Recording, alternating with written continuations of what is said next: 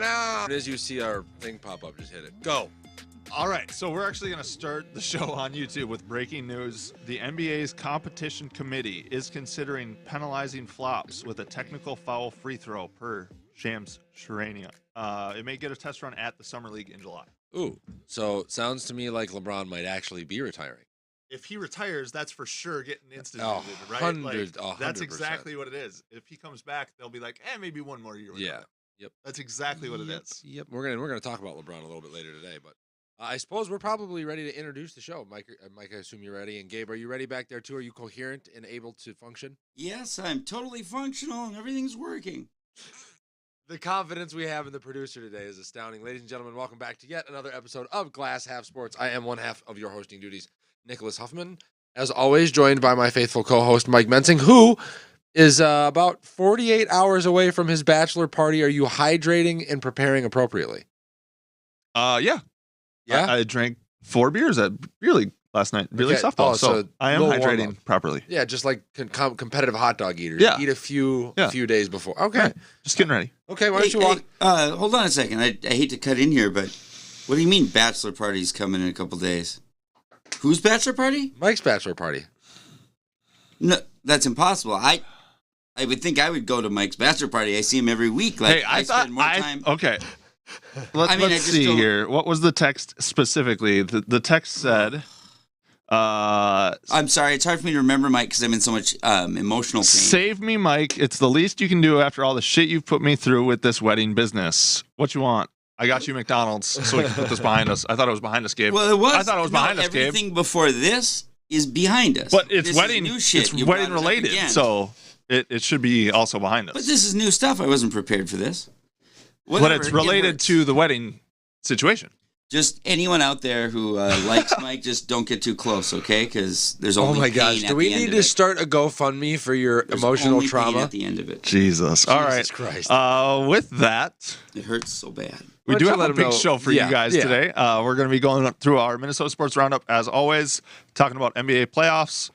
We do have a touch on Fight Corner with some stuff that Nick wants to get to. And then we're going to wrap up our MLB 30 under 30. We have a few guys that we omitted that we need to I need to make some. I need to amend the list because I fucked up. And then, like always, you can find us on Instagram, TikTok, Facebook, Twitter, Spotify, YouTube, Patreon, and Twitch. You can catch us post-show on MCN6 in the Minneapolis-St. Paul area. If you are not in the Twin Cities area, you can still catch us on MCN6. You just have to use a Roku or some sort of streaming device to go through the MCN6 app. Let's get it started. Yeah, we are officially 175 days away from NFL kickoff. That means teams reported to OTAs. And the Vikings have some news that is coming out of there as well. The first thing that I wanted to touch on, I saw this morning. Did you see Christian Darrisaw kind of hint at a toss of Ed Donatel's dead carcass under the bus? I saw that there was like an article about Darrisaw saying something about Donatel, but I was moving too fast this morning. I didn't get a chance to read it. Do you want to share? Yeah, so Christian Darrisaw did a little, I guess, sideline interview with, I think it was James Harrison from Fansided at OTAs yesterday, and they were talking about the progression of the offensive line and what he's seeing out of Brian Flores' defense. And the quote was, "These looks, we weren't seeing these last year. There were times where we were getting into games and we were seeing a specific look on defense, and we had never prepared for it." That, to me, is not a shade on Ed Donatel. That, to me, is a shade on Kevin O'Connell and scouting department not getting the offensive line ready for the looks that they're going to see on Sunday. Potentially, but when you're running one, I'm sure they're getting all the looks when you run against the twos, but when you run against the ones, you're against ones, usually you're trying to do what your specific game plan is for the week. That's my understanding of how this comment was supposed to be said. Like, hey, when we were running against the ones last year, and it was, them running their game plan versus us running our game plan, we weren't seeing exotic stuff. There were certain looks that we were never going to see out of our ones, and that hindered us at times last year. I can amend that a little bit though, because he said a specific thing about Donatel. Like he said, instead of seeing just 1-3-4 package and 1-4-3 package, like he did put it right on Donatel's shoulder about it's limited looks. But yes, I see what you're saying about the offense has to tell them, right? But to me, this isn't breaking news. He's not throwing Donatel under the bus. It's not good. It's not bad. It's a fact that Flores is more exotic and shows different things, and Donatel is more of a base look defense. That's just a fact, right? So, like, to me, it's, this defense is different. Okay. Like, that to me is not a scathing report on Donatel. Everybody knew what Donatel was. Yeah, I suppose that's true, too. It's always interesting for me to hear, though, like, you're so loyal to your coaches when they're in the building. Oh, yeah. And then the minute they leave. So Donatel's the scapegoat this year? Zimmer was the one the year before. Zimmer was the one before. And Flores will last a year and get a head coaching job, and it just might be him next year. Yeah, could be. Could be. Speaking of Brian Flores, let's talk about the big comment that came out of his first presser, I guess, the other day at OTAs. 6-week installment period for the exotic defense, obviously phasing some things in from base packages, then into variations. And then real high praise for Brian Asamoah early in camp as like the lead linebacker. Jordan Hicks isn't there right now, obviously missing the non-mandatory part of OTAs, but how do you feel about the length of the installation period?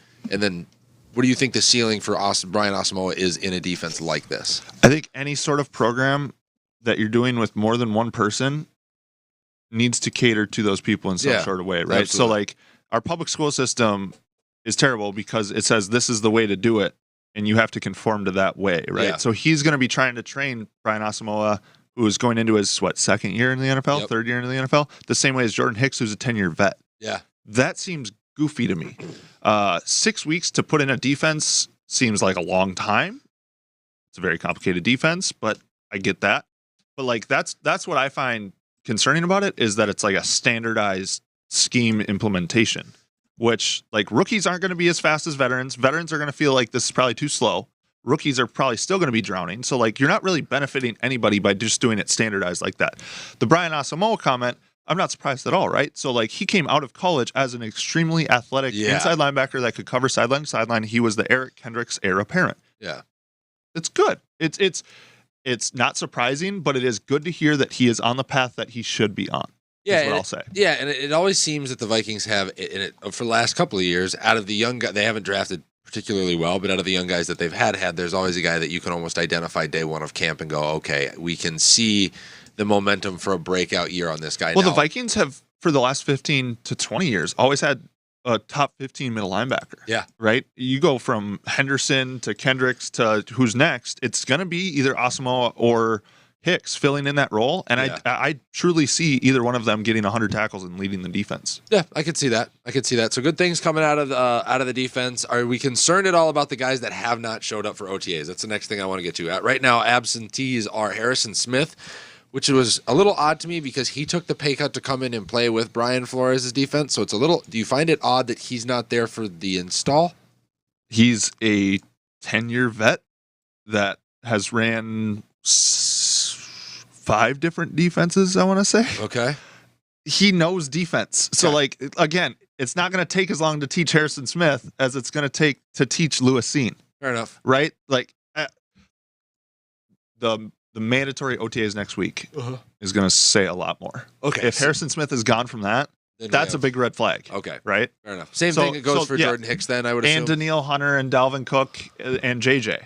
Okay, well, Dalvin's a little different, obviously, because I don't foresee him being at mandatory OTAs next week. I don't either. I think he's done. The team has pretty much said, hey, we're just looking for the right opportunity. They're just waiting until June 1st, is what it is. Why, when you save so much money by dropping him beforehand? If you trade him after June 1st, actually is technically the situation that you save the most. A trade after June 1 is like $11 million in saved money. Gotcha. And you can trade him for a 6th. You don't have to get a ton of value back because you were going to release him anyway, right? But it's the cap.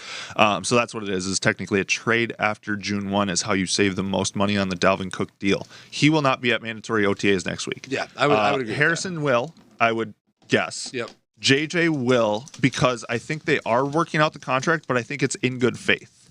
I believe that is also true. And I want to talk about the numbers on him. I finally sat down and did some cap stuff. Let's get through the names really quick, and then let's circle back. Jordan Hicks, I think he'll be there. I do too. Again, I think that's a veteran presence. He's been in the league for 8 to 10 years. Like, he can stay at home and work out at his home gym and be fine. These rookies, these young guys need this. Yeah. No, right? It's so they can get up to speed. Daniil. Question mark, right? Whether or not he shows up to the mandatory portions of OTAs will show you exactly the type of culture that we have only heard about with Kevin O'Connell and Kwesi, because if they can get Daniil to show up and operate knowing that, hey, there might be a contract coming in good faith, that tells me that there's a lot of players inside the locker room that believe that those things are going to get done, right? If he doesn't show up, how we have to start to gauge how tenuous or strenuous these negotiations have been up to this point, and it'll tell you a lot on how well they've handled that. Would you agree with that at the very least? Somewhat, yeah.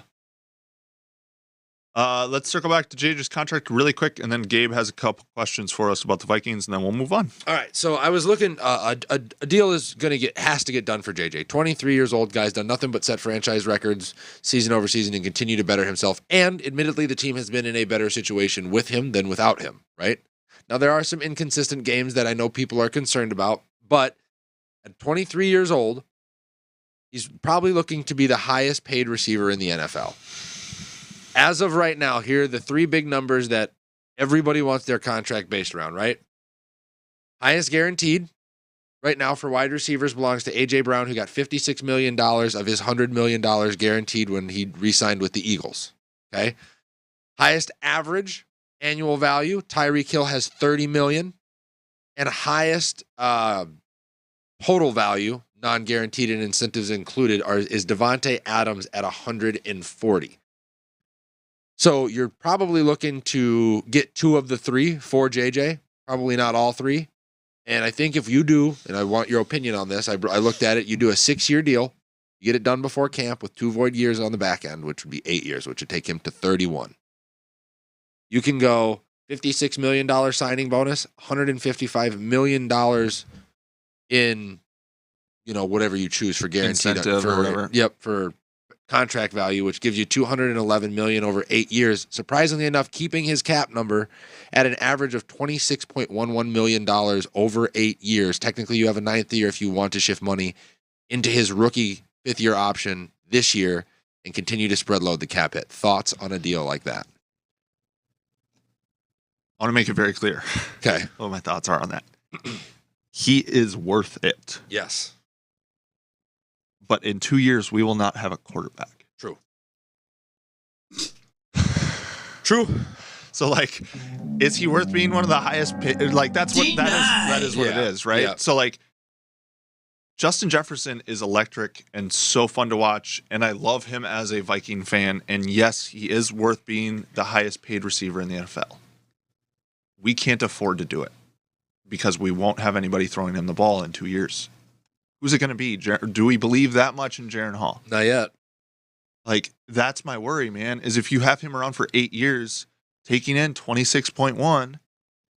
Well, 26.1 would still make him the 4th highest, only the 4th highest annual on average. AAV, right? Yeah. It's a lot of money to put into a receiver when you don't have an efficient quarterback. You need a quarterback to throw a receiver a ball. True. And a receiver needs a quarterback to throw him the ball. Would agree. If you don't have one, you don't have the other. But does having him around also versus getting rid of him entice a free agent quarterback possibly? Of course. Correct. So there's definitely dominoes that could fall with having him here. It's a risk, man. It is. Here's what it would be: is if they re-sign him, that's the risk on Kwesi's entire job. Absolutely. Is if you can get a quarterback to throw him the ball, you're good. If you can't, this team is paying a receiver way too much money, and it doesn't even have a quarterback. Which comes with a little bit of smoke, by the way. So the 2/4 that we got back for Zadarius Smith, right? Essentially moving up draft capital. Yep. The very first thing that I heard when that came out is that is a look to begin to accumulate the type of draft capital that will be required to get into a Caleb Williams type range for this upcoming season. And if you can't get there, then you're looking at free agent quarterbacks, a potential 1-year extension for Kirk Cousins. But from what I hear, it's to go up and get the young quarterback that will grow up with JJ, the best receiver in the league, in his back pocket. I would absolutely love to live in the universe of the what ifs of Minnesota sports. Same here. Because in theory, by August we have Shohei, and by next year we have Caleb Williams. So can I live in that We're world? going to be good. Yeah, we're going to be fantastic. And Ant will sign a contract, and Cat will be out of town, and Joe Mauer will be in the Hall of Fame. All will be good with Mike. All right. With that, let's talk about Cat. Karl Anthony Towns has been the target of a lot of speculation as of late around his leaving of Minnesota through a trade deal, right? So I think you have a few scenarios that we would kind of like to go through. Yeah, there was a lot more teams with interest, so I went down to the local level of each market, and I just was looking at all the different Cat trade proposals. Because, like we said, where there's smoke, there's fire. If there are reports coming out on something, they're getting them from somewhere. They're not just materializing out of nothing. And right? I do want to give a quick shout-out, actually, to a good friend of mine, Blake, who basically said he does endorse trading Cat, but at the end of next year, basically pump his value up to trade him, knowing that you're going to sell, try to sell as high as possible, and his value isn't as high as possible right now. So I do respect that take. Yeah. I think the team would just be better if we got rid of him now. I would agree with you. So here I don't think Blake's wrong. So we're going to do deal or no deal. Okay. Because I have deals on the table for you. I've got 8 teams with reported trade packages for Karl Anthony Towns, and I just want you to give me your thoughts on them as we go through them. That sound fair? Yep. Fantastic. All right. The first one is actually going to be a team that is prepping for hopefully entering the NBA Finals in the Miami Heat. 2 to 3 first-round picks and either Kyle Lowry or I think it's Nokovic, a 6'10" guard that doesn't get a whole lot of playing time on that roster right now. But 3 first-round picks? 2 or 3 first-round picks and 1 player, mid-level player. No deal. No deal to Miami. Okay. Any particular reason as to why? I think Cat's better than Gobert. So, if you're going to look at the trade haul, I get that we're not going to get what we gave, but, you got to get as close as humanly possible. Okay. In theory, right? Fair enough. So, no deal for the Heat. Next would be the Charlotte Hornets. 2 first-round picks, one of them to either be one of the 2 that they have this year, the 4th or the 27th, because they have both picks. And a upper mid-level player like Gordon Hayward or Terry Rozier. If they did the 4th this year and their 1st next year with they're both a little older though. Gordon Hayward with injury history. Terry Rozier. I would have taken Gordon Hayward 4 years ago. Hello, Tim. Hi, Thanks Tim. for joining us, buddy. But I want to say no deal. No deal on that one. All right. The next one would be the Spurs. Cat for the first overall pick straight up. Well, deal. Yeah, obviously. But they would never do that. It'd be Cat and some of our picks or players. Obviously, Cat for first overall pick straight up. Here's the thing that's crazy to me is I personally would do that as a Wolves fan. And as a Spurs fan, it's not that crazy because Wemby is his potential is nuts. Don't get me wrong. It's so high. But he is one injury away from being done. And if you look at the history of 7'4" athletes coming into the league, we listed 7 of them off the top of our heads last week that didn't make it to year 5. Yeah. So honestly, that might be a deal. As dumb as it sounds, Cat for Wemby. Do we know that they have enough Kleenexes in that building? Well, it's super dry in San Antonio, so he'll be okay. They'll set him outside. He'll cry and it'll just dry right off. Yeah. What about enough mental health professionals? I mean, it's a big load they're asking to take on. Yeah, it is. A good example of this, everybody, is if you want a perfect image of who Karl Anthony Towns is in the middle of all this.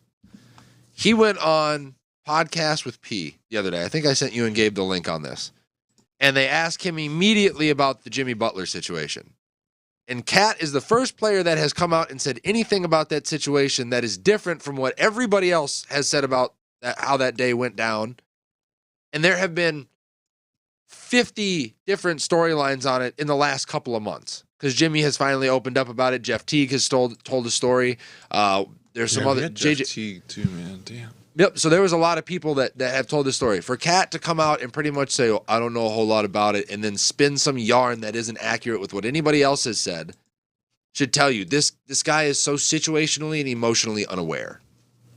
It drives me a little crazy, okay? But the next one is going to be the Celtics.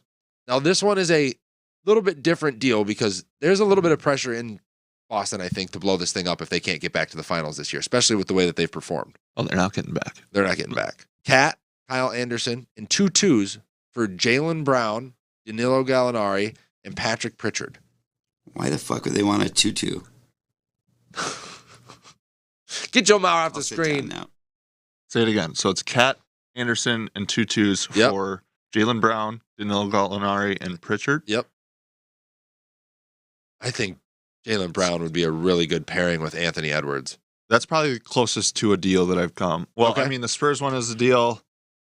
I'm still going to go no deal technically because I think you can get more value out of that Pritchard spot. Yep. I would agree with that. Get a pick over him. Yeah. Draft your own player. Yep. Fair enough. All right, the Knicks are next. This one's got the most steam behind it. Okay. And it would be Julius Randle, Derrick Rose, and 3 firsts, or Julius Randle, Derrick Rose, and Obi Toppin. I'll take the 3 firsts and make it a deal. I would bite immediately on that. I think Julius Randle is the 4 that they think Cat can be physically, right? And then D Rose as a veteran point guard, him and Mike Conley would split the minutes 50-50, and you've got your vet centerpieces to run the offense. So I would agree with that. Chicago, their first round pick this year in DeMar DeRozan for Cat. No. Not even with some of the clutch performances that DeRozan has put up over the last couple of years.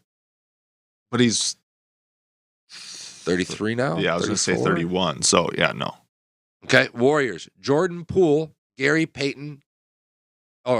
Jordan Poole and Gary Payton, or Jordan Poole and 2 firsts. Gary Payton the second, by the way. Can I do Jordan Poole, Gary Payton the second, and a first? And a first, I would love that.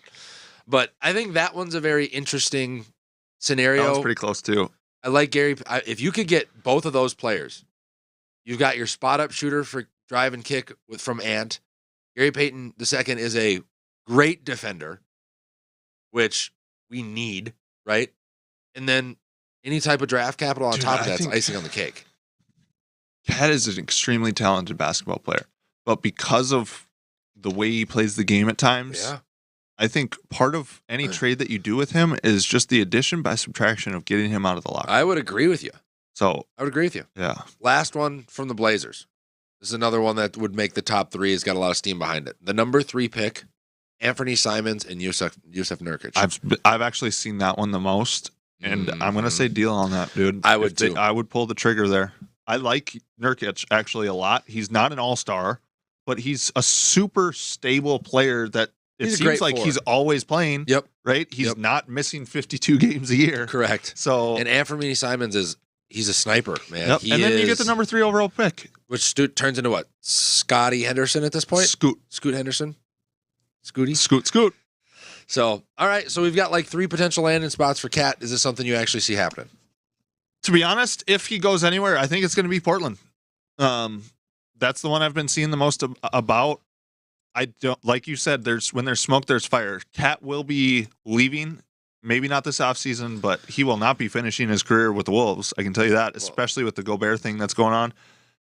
I think Blake said it when we were talking to him about it, that like this starting 5 that we have only played, 6 or 7 games together, and their efficiency rating was actually pretty high.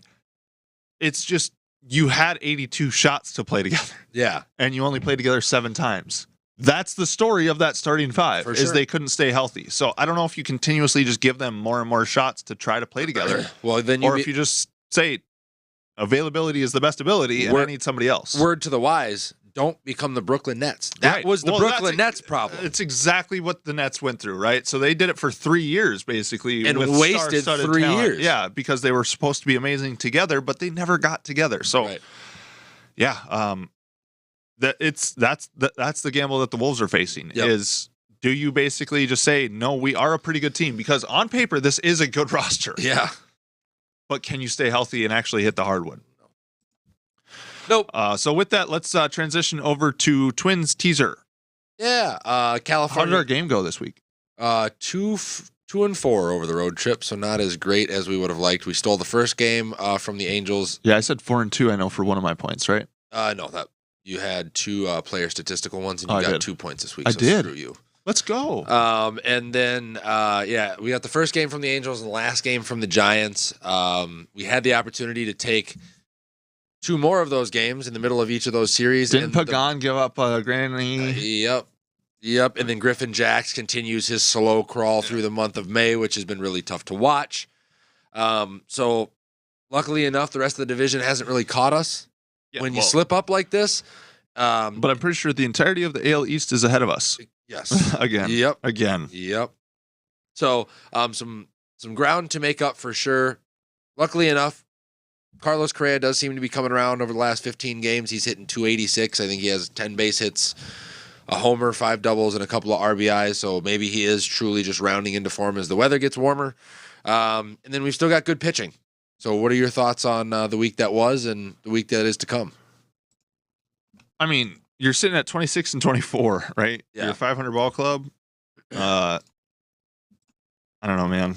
It's you have good bats and then you don't have good pitching. You have great pitching and you can't find your bats. Yep. All you got to do is put it together. And over 162 game season, there's going to be a lot of games that you don't put it together. Yeah, quite a few.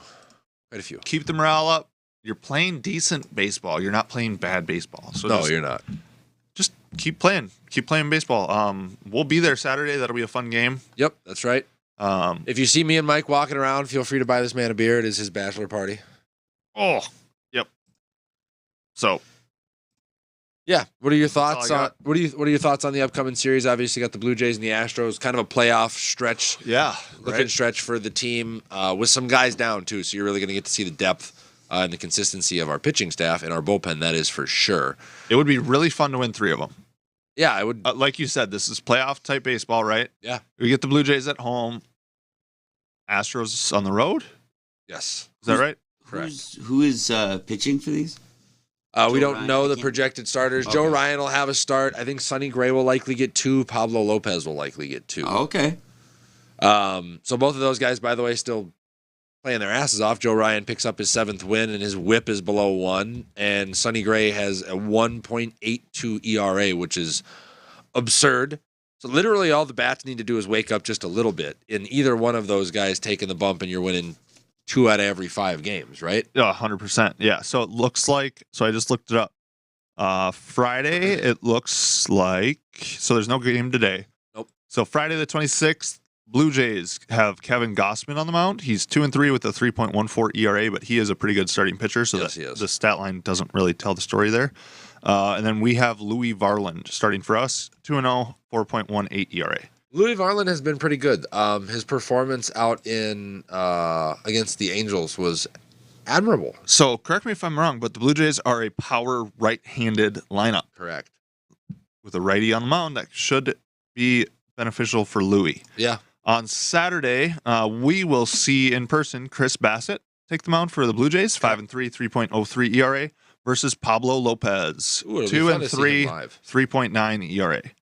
On Sunday, it'll be Jose Barrios starting against his former team, Ooh. 4-4, 4.22 ERA. That argument is won and buried. Yep. And then Bailey Ober for the Twins, 3-1, 2.55 ERA. Hey, and according to some people on TikTok, that's a guy you want to go see because he's better than Hunter Green. Bailey Ober? Oh yeah. You should check our TikTok comments on our Hunter Green video. There's one very valiant individual that says Lewis and He says Louis Varland and Bailey Ober are better than Hunter Green. Royce Lewis and Bailey Ober have always been better than Hunter Green was the stance that he took. This guy's I mean, got Hunter some Green, red the guy and who's on blue the- tinted glasses. I like it. All right. So that's pretty much what we got on the Twins. Let's continue to play our game moving forward this summer. So I have 8 points. Do you remember what they were specifically? Yeah, you had Joe Ryan with 7 or more strikeouts in his next start. He wound up with 9 And a good against Joey. the Angels. And then what was your other one? It was another. Oh, you said Buxton would add another Home run or something. home run, and he has had 2 in 6 games. Let's go. So the only one I got is that there still isn't anybody on the Minnesota Twins hitting over 250. That qualifies, by the way. How does that qualify? It's mathematically impossible. The highest average is Byron Buxton. So if he went 18 for 18 in his next 18 at bats, he couldn't statistically eclipse 250. Yeah. It's not. You would have to say like 240 to make it fair. I took my layup. Okay, well, I'm just going to be like, all right, no Twins batter is going to be batting 300 by the end of the week. Fuck you. Like, that's what that is, though. Like, He would have you been can't do that at, again. I'm pretty sure if he would win 18 for 18, he would have been at 250. No way. No way. Not this deep into the year. Whatever. All right, let's go over the guesses for this week. Mike has honors since he is 2 points into the lead. What do you got, Mikey? So, unfortunately, the Twins have had pretty poor luck the last, 8 games that I've been at. So, for my my first prediction this week, the Twins will lose on Saturday. Oh, okay. Okay. And my second prediction, let's go. Larnach has 30 ribbies by the time we see you guys next time. Fair enough. Fair enough. I had 2, and then I have a surprise, little bachelor party one for you here at the end of this. So, Oh, okay. all right. So, Sonny Gray stays below a 2.00 ERA. Currently sitting at 1. Approved. Currently sitting at 1.82. And then Joe Ryan's whip stays below 1.1 through the series as well. So, continuance of dominant pitching out of those two. And then my third one, my fun one, is Mike will drink more beers than the Twins will have base hits when we go to his bachelor party over the weekend. Oof. Watch that be the game that they get 17 runs or something. Well, we're I'm not playing. die. We're not playing the Cubs, so it's True. really not anything to worry about. Yeah. Hey, really quick pop quiz for you guys. Just from Sure. the dome, what is the best live baseball game you've ever been to? Any memories of some that were really fun or anything? I've got a great Cubs one, so isn't it? To be honest, we lost the game, but first year Target Field was open. We went to game 2 of the wild card round against the Yankees. Super fun game to be at. Target Field was, again, brand new stadium. It was rocking. It was full. I think we lost 4-1, but it was super fun. Just going to Target Field when it opened up. And I'm old enough to remember Metrodome early in the days, and that was incredible. It was incredible. How about you? For me, it was David Ortiz. After he had won the World Series in 2004, he returned to Minnesota, and I got to go see the game. I'm a big David Ortiz fan, and I think late in the 8th inning, he hit a home run that was so high into the Metrodome roof, it hit inside one of the speakers where we used to pump in noise, out in center field. Oh, wow. And I was like, that was awesome.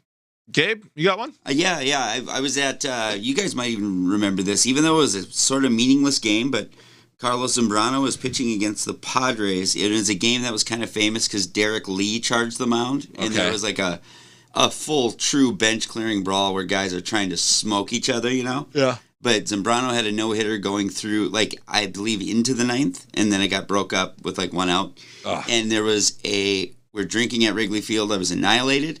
And then it was a hot day, and then there was a sun shower right after Zambrano gave up the hit where it just, that cool rain rolls through, and everyone was standing up on the top. There were some women who were kind of topless, and then a man drank suntan oil. So it was nice. just great. Yeah, big fat, alcoholic guy. And then the whole crowd's cheering Suntan him on. oil. And that's all you need to know about Cubby fans. Wrigley Field. Yep. It was amazing, though. It was such a fun day. All right. Well, I will see if I can catch Mike over the weekend. I will not be drinking suntan oil. I'll buy. We'll Nope. see. We'll see. I'm going All to bring right. a bottle of suntan With oil that, just in case. NBA playoffs. Yeah. Denver makes quick work of LA.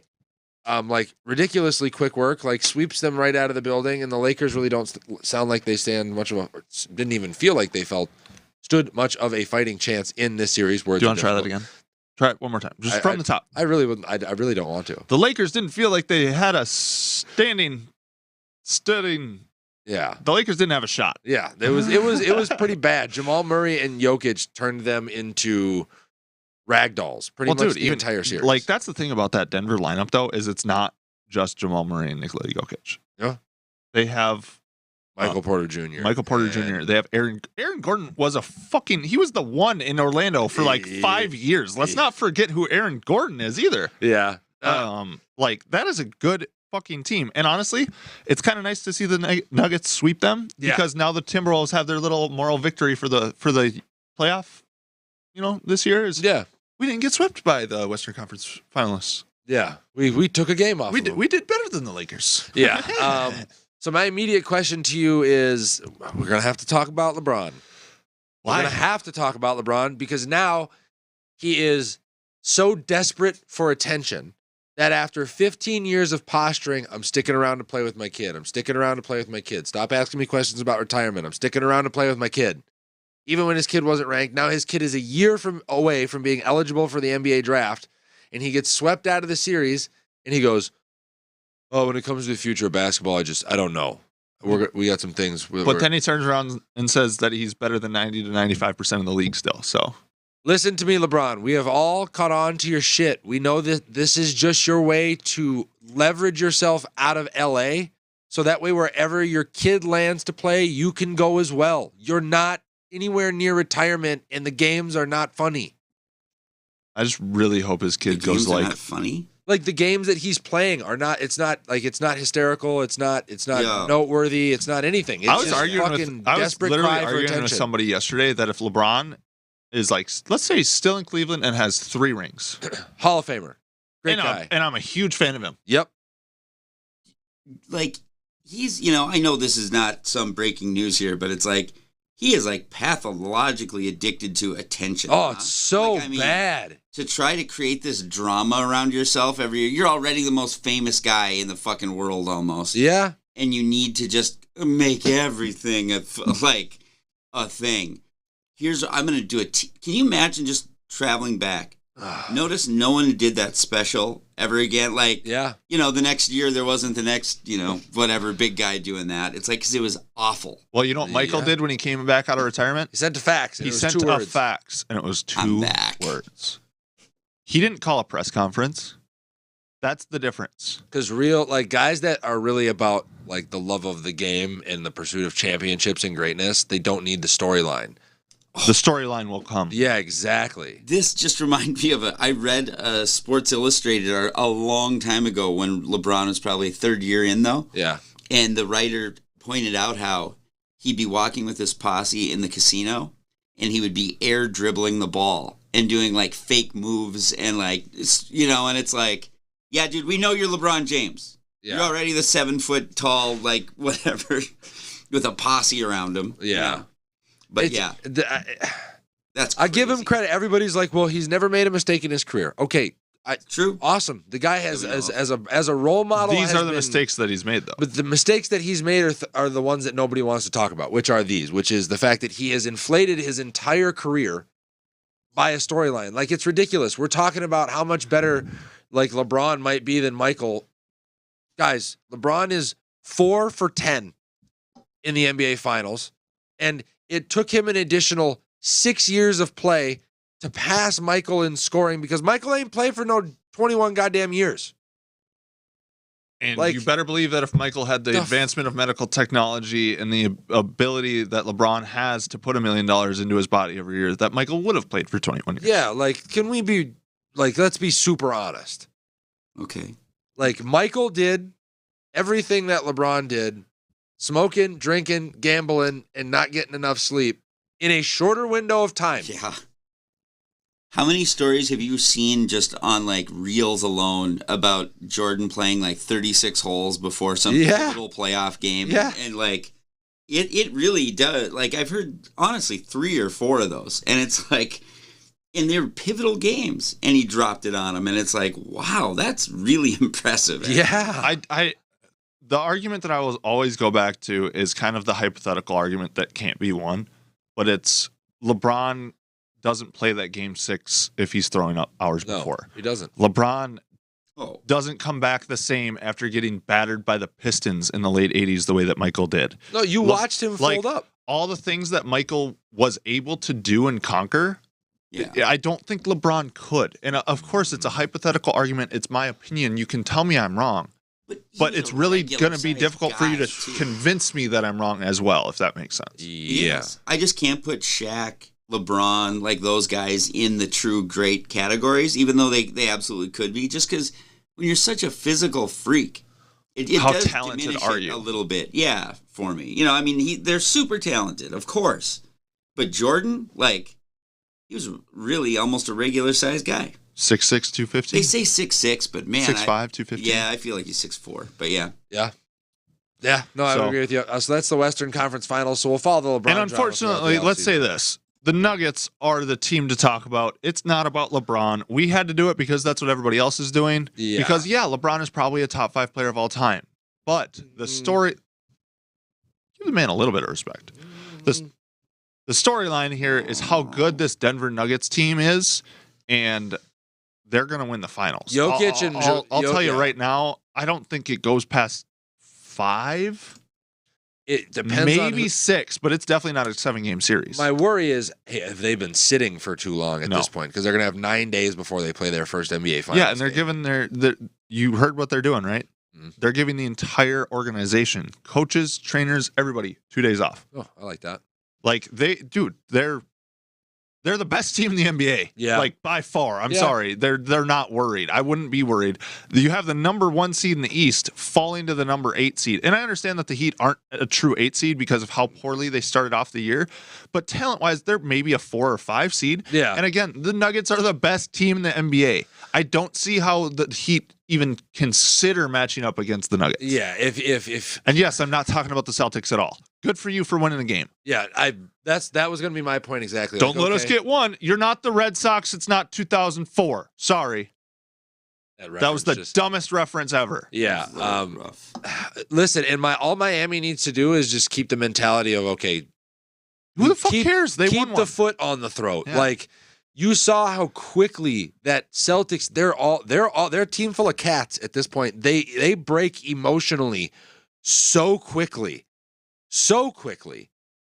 So like I don't have any faith in them being able to go back to the Garden, win 2, and then go into Miami for a game 7. No team has ever done it before. It's not going to happen this year. I'm telling you right now. Jimmy Butler won't let it happen. I don't think it will ever. And good on Jimmy Butler for being who he is and getting them as far as they've got him. And he's going to be the only.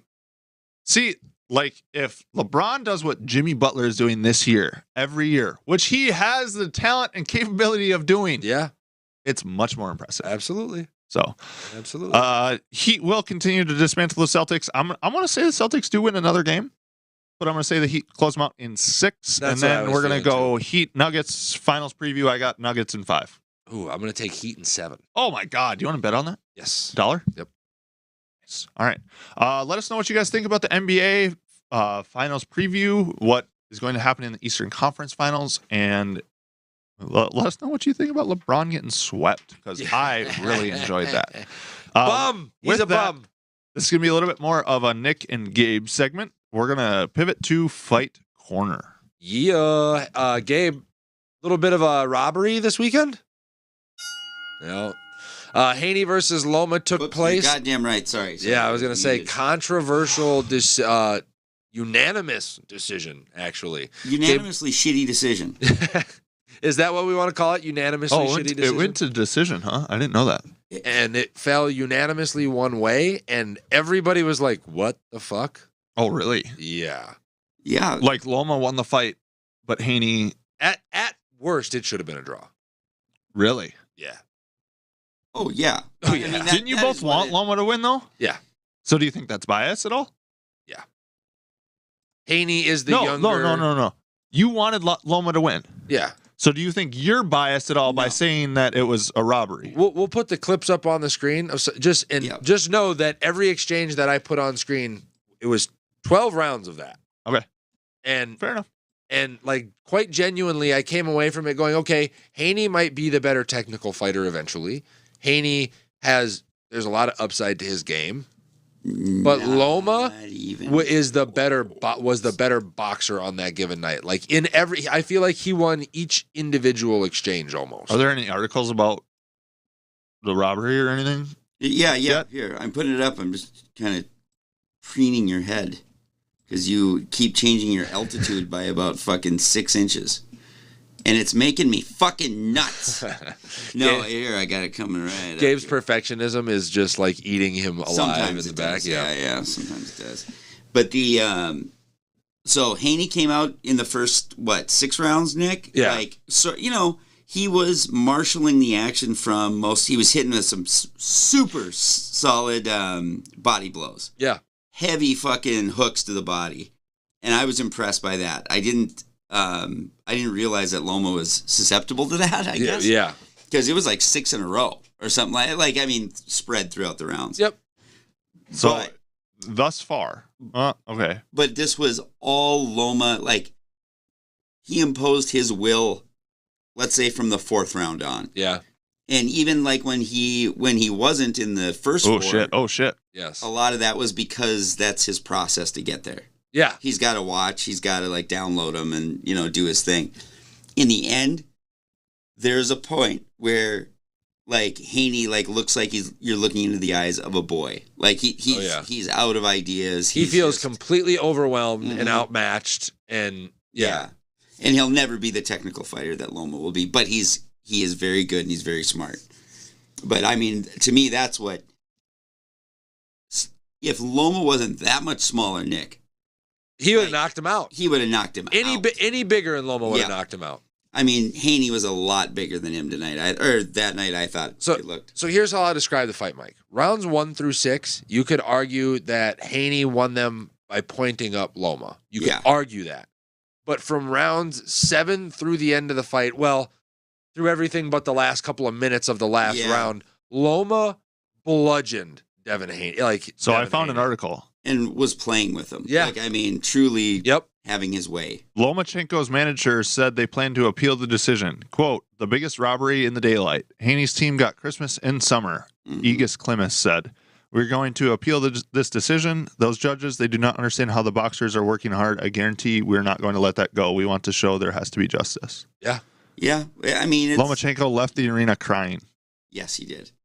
And you know what?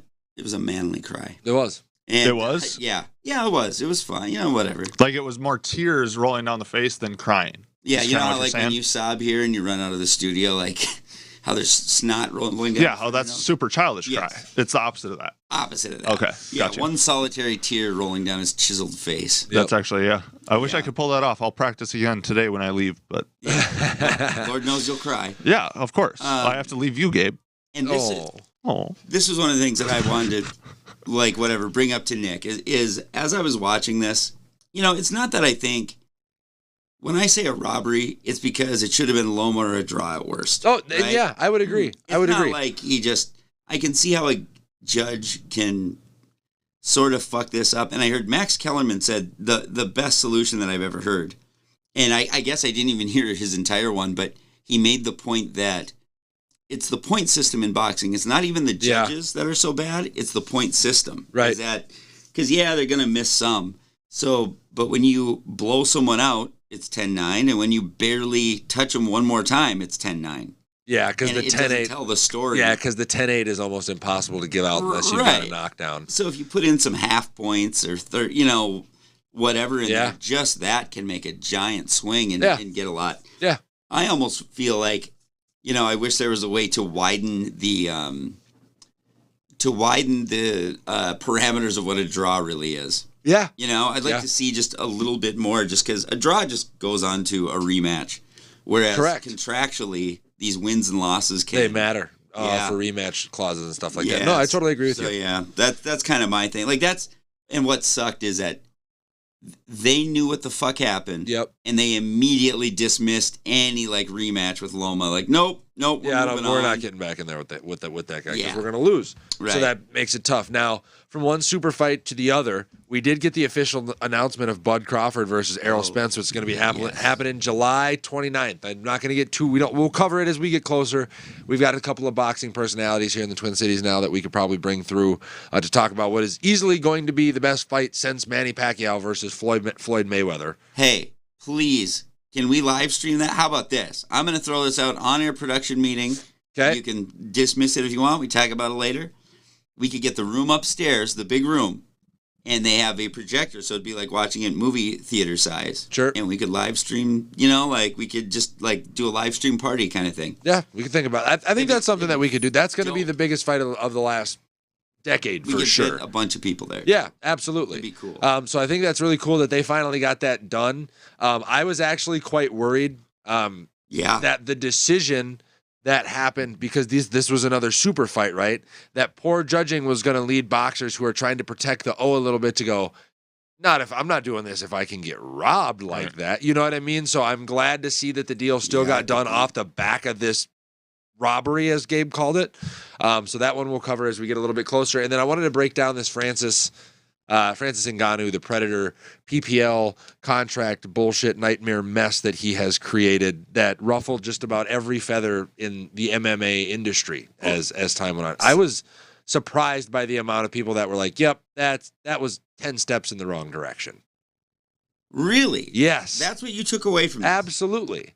Everybody that has ever now the fighters are all like, "That's cool, good for Francis. I see support." What is it? So in essence, he signed a deal with PPL where he's allowed to do one boxing fight, like one. He's going to move over and do a cross. What's PPL? That's it. What's the name, Gabe? I'm drawing a blank. It's Peter another. and Paul's Fighting League. Interesting. No, it's Punch Poo. I can't remember either. It's like a pro fighting league. I think. Yeah, Power Pro Fighting League or something like that. I think it's just PFL. Is it PFL or is Yeah. it oh yeah, it is PFL, It is. Pro Fighting League. So it's no different than like Pride or Glory or Professional Except with way Fighters shittier League. guys. Yeah. Right. So it's like a sub brand, something that UFC does as well. Right. Okay. What it's going to be is he gets to do one cross fight. So they're thinking the Tyson Fury thing or Deontay Wilder. He'll get himself a heavyweight. He gets equity in the company. Yep. He's the head of the. What did it just say? I just had it. Becomes the chairman of PFL Africa, an expansion initiative to produce events on the continent. Okay. Oh, I didn't hear that. It was for Africa. But it's only a 2 to 3 fight deal, all to take place starting in 2024, which means Francis will not have competed in MMA action for over 2 years by the After time. competing in a boxing ring sometime this year. Yeah. I would say that he gambled his entire career And on lost getting it. that Tyson Fury fight. Yep. And it didn't happen. And it's Yep. like, that's a story that's going unreported too. Is that it's like, is Tyson Fury having big problems because he is walked away from the negotiating table from like 3-4 people. Yeah. After this most recent fight, someone asked, I just saw this like a TMZ type thing, just asked him on the street what he thought of the fight. And he said, I didn't even see it. I didn't see it. I had 16 pints in the bar. That And has been a problem for him in the past. Right. And So- he's been flaky. Quote, That's by crazy. entering, so this is an article written by the New York Times, written by, where's the author's name? Emmanuel Morgan. Okay. Quote, by entering the PFL, Francis Ngannou and Jake Paul, the social media influencer turned Yep. boxer who signed a similar deal with the league in January, two of the biggest critics of how the UFC pays its athletes, are now joining one of its biggest competitors. Fantastic. So Dana had words to say about it based on what I know about the deal, which is not much. It makes no sense to me. You're going to pay a guy not to fight for a year sorry. and then pay him not to fight for a year, and it's already been like 18 months. He's fought 3 times in the last 3 years. He goes on to say, Francis doesn't want to be in there. Why are you paying a guy that doesn't want to be in the ring? Now, Because its name. I It's the same that Live Golf did, right? totally get it, but there are certain guys, and you look at the NFL, and fighter pay is going to be negotiated very much like the NFL at some point, where it's going to become the names that are worth it are going to lead the negotiations. Like if you get, like when you pay a quarterback a guaranteed deal like Deshaun Watson, if Deshaun Watson flops on that deal, That's going to kill quarterback contracts moving forward. Yes, I agree with you. Francis has put all of the weight on himself. If the pay-per-views don't do the numbers because he can't find opponents to fight him on PFL, if he doesn't get the fight in boxing to sell the way that he wants to, if the Africa thing off the back of all that because he doesn't have the financial support get off the ground the way that he should, he's hindered the contract negotiations of other fighters that would be deserving of contracts like this. I was happy for him when he left the UFC. Like, I thought it was a good move, right? And I thought he was going to get the Fury fight personally. But I got to say, I think he looks like such a dick now just missing that. Yes. Because it's like you've wasted so much of your time. He doesn't want to fight about him boxing Deontay Wilder. It's like, I don't give a shit. Yeah, I don't. He's not that way. Like, even in the UFC, Lesnar had way more mystique. Yeah. Like, Francis, if he was going to do this, I talked to you guys about this he needed months to fight ago. 3 more times. He needed to stay in the UFC, He needed to take the John Jones fight, and off the back of the John Jones fight, if he would have won, he could have had anything he wanted. Yes, then he's that level that he thinks. But instead, what did he do? He ran from the challenge, bet on himself, and now he's going to tear down. He's going to literally do harm to the negotiating powers of the individuals that are going to follow him because he's being greedy. But he's also set up for the entirety of his life as a chairman of a professional fight league in his home continent, right? So, it's true. So here's my question. Whether or not you agree with the path that he took, you have to agree that he personally is set up financially. He's good. Sure. He took care of himself, and he does have a suit and tie job when he can no longer fight in the octagon. Mm-hmm. Which sounds like it's closer than far away. Yeah, true. So I think very. Here's my question, and it's a tough question because I agree with you on the fact of like Deshaun Watson's deal and how that pans out does lead to how they rework quarterback contracts in the future. I agree with you that Francis Ngannou may have affected the contract negotiations for fighters moving forward. Here's the question. Is that Deshaun Watson's responsibility or is that Francis Ngannou's responsibility? Are they to blame for that? Or are they just a domino? They're a human being, right? Correct. So like they're taking care of themselves in that moment. Yes, they may be a domino, but you can't blame that man personally for it. His job is to get the biggest contract. Right, exactly. Right. Then that's so like, yes, we are explaining this may have hurt contracts moving forward, but it's not Francis Ngannou's fault. Sure. And if he pulls it off. The only other issue I have with his... I get where you're coming from, but I think what we're being blind to is the fact that he did all this to get paid when, and I'm going to be really honest with you, disagree with however you want on how Dana pays his fighters for the fights. But when you do things Dana's way and you work inside the UFC machine, the opportunities that Dana then opens you up to set you up, like an Israel Adesanya, a Conor McGregor, like the GOATs that he has had in the sport where, I mean, Eagle FC is a partnership to the UFC, and that's something Khabib opened with Dana's blessing. He could have gotten all of that same money playing the game the right way, but now he wants to step out and be in his own lane. I get that. I totally understand it. It's very similar to my training business. If you're going to train with me, this is the way that you do it. Well, no, I actually want to train speed with this guy. That's fine, but you're not going to get the total package of what I could truly bring you, right? Sure. It just is what it is. The question I have off that is, to me, who's more famous worldwide to you? Okay. Conor McGregor or Dana White? Conor McGregor. Yeah. So there is a point where you basically are superseding the guy who's supposed to be giving you the food, right? 100%. And like, that is what you laid out. You said, "Hey, I'm coming to you, Dana, with an empty plate. Can I have some food on my plate, please, sir? I've done what I need to do." Well, Conor can go kill a goat and kill it. You know, he can get his own food, whatever it is. Right. Francis thought he was at a point where he could go get his own food, but we knew he may wasn't. not be at that point. And you have a very strong opinion that he is not. He does no media. I think it's yet to be. It's how the PFL thing pans out. If he finds 10 great fighters from the continent of Africa and they're in the PFL and they all advance to the UFC, it's a long shot. Yeah, I will agree with you that it is a long shot. How about this? However, it is possible. Go ahead, Gabe. Is it better for MMA in general to, like, is the monopoly actually good? Are we getting better fights? Is the monopoly of the NFL actually good for the sport of football? Yes. I think it's the same question, right? Or is the XFL, the USFL? It depends on if you're operating with self-awareness. I'm going to draw the comparison that I will draw will be with WWE. WWE was the only product on television throughout the early 2000s up till recently when AEW came back. Sure. WWE was at its best originally when it had WCW or WWF or whatever that it was competing against.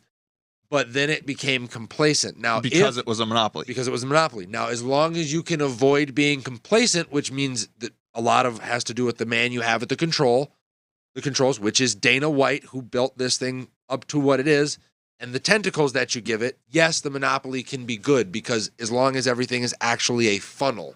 WWE stopped becoming a funnel. It stopped developing talent, displaying it, and then allowing it to circulate, right?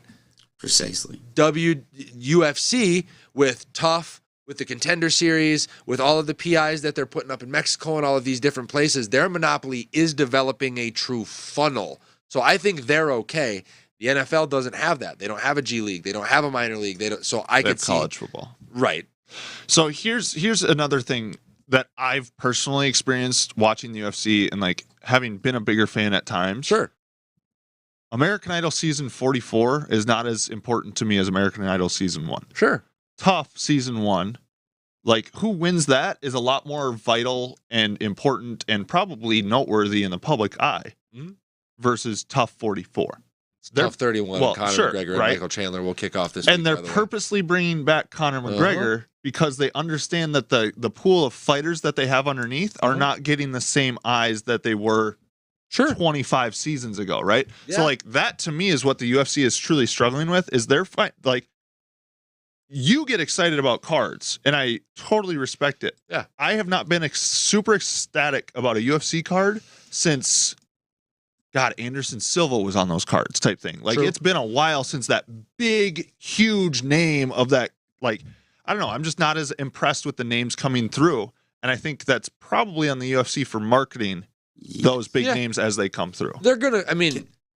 Go ahead, Gabe. Can I give the right answer now? Sure. Because it hit me because I'm able to concentrate right now really well for some reason, and it is because there's more parity in fighting than there is in like the NFL, for instance. When Strikeforce, do you think there's more parity in the UFC now than there was? Well, I think there always is in fighting because of weight classes in general. You're just gonna have like athletic freak standouts don't get to just play, smear the little kids like they do in other sports. Also, you don't need a team to develop as much. I mean, you do, but you also don't. It's more solitary.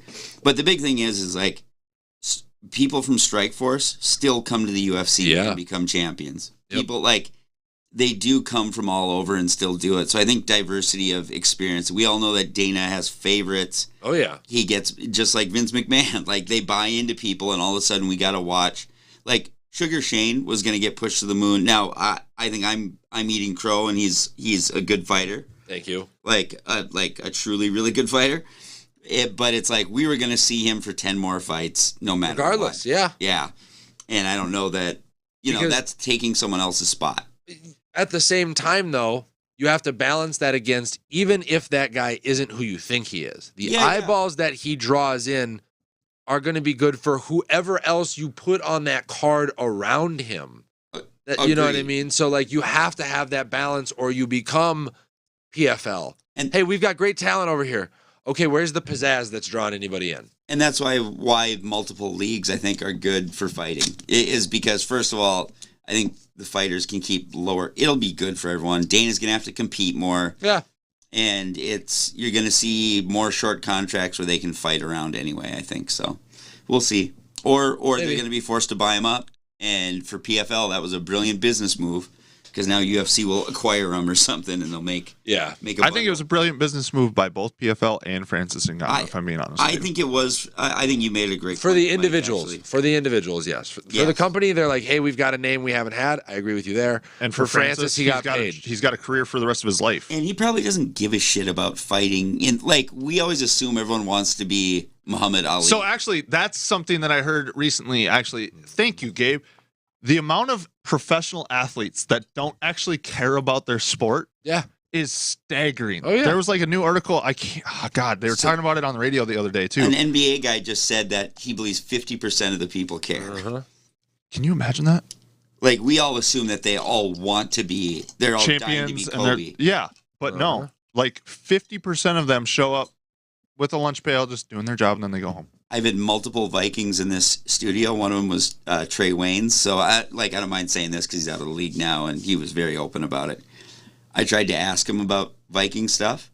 He looked so disgusted and annoyed. And you try to ask a follow up, well, you think it, going to be a good year? Somebody be like, he truly was I don't care. Like, I'm just getting this money, and then he was all about hunting, and it was fun to talk to him about hunting. Fair enough. But yeah. Interesting. Fair enough. I just don't. But you get an opportunity like that, and then you just fucking waste it. It's just terrible. Well, with that, let's transition to our. says 3 guys who would just love to be in the major leagues. Like, I'd give my left net to be a single A ball player, to be honest. Like, dude, like no. Yeah. $60,000 a year to play baseball? Sign me the fuck up. I loved. Yeah, okay, all right. I actually didn't know they made that much. They do now. I mean, I thought they're like. to be honest, actually, huge shout out to Zach Edwards. He's a quarterback that played at my college a couple years after me, who's now the starting quarterback for the Paris Musketeers of the EFL. And he backed you up? He was 2 years underneath me, yeah. So he backed you up. Well, I started as a senior, and then when he was a junior the next year, he started. Mike, just go with it. He backed you up. Well, I mean, I had like offers to go to Germany and stuff at the time, but it was like $300 a week. Well, yeah, but that was just to join the Nazis. Well, no, but that was $250 a week. MLB 30 under 30. Yeah, we got to get to some snubs, Mike. We owe some apologies to some players, I feel like. Yeah, so you actually have a list of guys that definitely should have been on the list. I have a list of 4 guys that I think considered, like, if we consider them, they may or may not have actually ended up on this list. All right, so let's. Do you want to start with your 4 that definitely should have been up there? I mean, we'll run through the list here once Gabe has the opportunity to get it up. It's on that because obviously we wrapped everything up last week with Drew Jones, and the 19-year-old, who actually comes in at spot 29 on the list, right? So you go, he's 19 years old. He winds up at spot 29. Oh, spot 29 of 30. Of 30. And Jason Dominguez, the 20-year-old from the Yankees, becomes spot 30, right? 0 time in the majors, multiple years of MLB, or has been around the club for a long time, right? Are we making some like apologies then? So today? Nick has a list of 4 apologies. Yeah, I do. I have a list of 4 young guys that could have scraped, like, instead of Dominguez or Duran, basically. All right, Mike, you want to run them down the list real quick? Yeah, so our MLB is 30 under. Whoa. Jeez, watch the volume. Our MLB is 30 under 30. All right, so our MLB is 30 under 30. Final list before we start making our apologies. Number 1, Shohei Ohtani, starting pitcher and DH. Bryce Harper is number 2. Number 3, Mookie Betts. Number 4, Aaron Judge. Number 5, Juan Soto. Number 6, Julio Rodriguez, center fielder, Seattle Mariners. Number 7, Francisco Lindor. Number 8, Ronald Acuna Jr. Number 9, Rafael Devers. Number 10, Yordan Alvarez. Number 11, Vladimir Guerrero Jr. Number 12, Shane Baz. Number 13, Alex Bregman. Number 14, Fernando Tatis Jr. Number 15, Hunter Green. And the back half, number 16, Ozzie Albies. Number 17, Bobby Witt Jr. Number 18, Alex Manoah. Number 19, Sandy Alcantara. Number 20, Xander Bogaerts. Number 21, Bo Bichette. Number 22, Austin Riley. Number 23, Carlos Correa. Number 24, Juan Urias. Number 25, Tristan McKenzie. Number 26, Adley Rutschman. 27, Johan Duran. 28, Jordan Walker. 29, Drew Jones. And 30, Jason Dominguez. Let's never do a list this long again. Got to be a more efficient way to do that. Yeah, probably. No, even though I like this a lot, actually. But yeah. So, and here's the thing. So, yeah, I'll start with my 3 apologies to the likes of Jose Ramirez, who's a 30 for 30 guy at 30 years old that didn't make this list with the likes of Carlos Correa on it. I'm sorry. He's in our own division, and I missed on that one. Well, that's why we missed on him. Yeah. Screw him for not playing for the Twins in the AL Central. Yeah, it's true. In your defense, though, we're all kind of waking up to how truly skilled that guy is. True. It's kind of crazy. Would agree. Next, Pete Alonso. The polar bear, the multi-time home run derby champion, the anchor in the New York Mets lineup, even though everybody else around him can't hit. I'm sorry. I'm very sorry that you didn't make the list with the likes of Jason Dominguez occupying spot 30. Oh, no. To O'Neal Cruz. No. That's horrible. He had the top exit velo and the top throw in the league. I'm aware. And he's only 24. And he's only 24. And he's a 6'8" shortstop, which we've never seen before. You probably could have taken over for Yohan Duran. You probably should have taken over for Yohan Duran, which, by the way, would have left the Twins with 0 players on the top 30 for 30, which music fitting for that comment as well. And then last but not least, Alejandro Kirk, the catcher from Blue Jays. The Blue Jays. I love that guy. Is the fact that he just dropped into the middle of like a World Series ready lineup and nobody ready for it, and too. Nobody was like, who's the weird guy hitting 120? I'm sorry. to the likes of the four of you that absolutely belong on this list. Oh, we didn't mean to. I'm sorry. And I'm to the likes of Jason Dominguez, Jordan Walker, Yohan Duran, and Carlos Correa. Get out of here. Get out! Just go away. Don't look back. I don't think we have to apologize to the guys who haven't seen the show yet. That's true. That's Fuck true. 'em. Fuck 'em. Fuck. All right, so I have. Devers looks 41 to me. I don't know. Who, Devers? Devers, yeah, Devers. Raphael Devers. I don't know. I would say Devers because of the track athlete Gloria. I don't remember her name. So I have a few guys that are definitely on the younger side. Okay. That I think if we like maybe did 35 under 30 could have made the list. They're Okay. like right there. CJ Abrams is number one Okay. Number one? on my list. Okay, Calm okay. down. You're like, what the fuck are you Jeez. talking about? Okay. So baseball shortstop for the Nationals. Yeah, it was He part of that Juan Soto trade. First overall, first round pick. Yeah, he's only 22, right? He's batting 244 right now. He's got 5 home runs thus far. He's 22, 5-tool player. So We have an autographed card of his that we've opened on the show. CJ Abrams? Yep. No shit. God, you're lucky. my second one is Nolan Gorman. Oh, I'm big on Nolan Gorman, man. Good, and I hate him. He's on the Cardinals. I know. Batting 296 this year, a has beast. 13 home runs and 39 RBIs. Highly touted coming in. Too. Also a great glove at second base. He's only 23. And apparently has a perfect penis. So, All right. A girl I went to college with. Anyway. Number 3 on my list is Mackenzie Gore.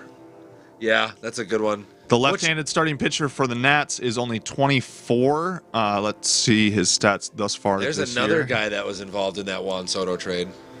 How's McClanahan? So far this year, he is 3-3 with a 3.88 ERA. His WHIP is 1.53. He's only 24. Yeah. So I don't know. Like, is Ober better than him though? Ooh. Bailey Ober is definitely better than he should be. I will say that. How about And then my last two I kind of put together. They are teammates for the Atlanta Braves. Michael Harris II Okay. and Spencer Strider. Spencer Strider? That was my biggest one. He's the best pitcher in baseball. Joe No. Ryan.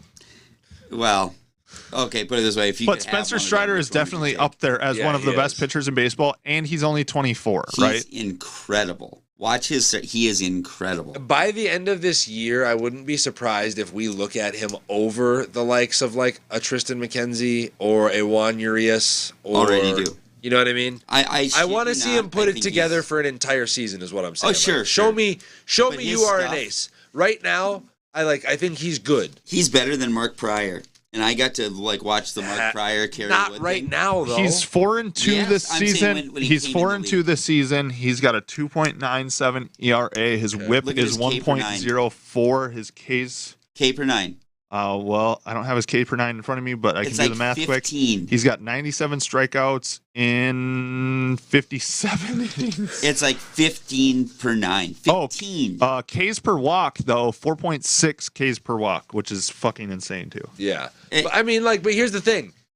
Is that sustainable? That's all I want to Yes, know. that's why Here's I what I'll think say. so. And He's only played 43 games in his career, so when you have that high of a strikeout rate, once he plays 100, is Nick's argument, right? So once he's played 100 games and has that much film out there, is his stuff still as nasty? and I know what a full season looks like on Tristan McKenzie. I know he can get me 190 innings. Spencer Strider is 13 yet to wins. start like a full 33 game season. My he point started is 20 that is games the last year. only It ain't his reason fault. why I left him No, it's not off his the fault. list. It's not his fault. It's the only reason I left him off the list. So if we made the list next year, Nick is saying he would be on it. More than And likely. very pretty high up. But he should have been I on would- this year.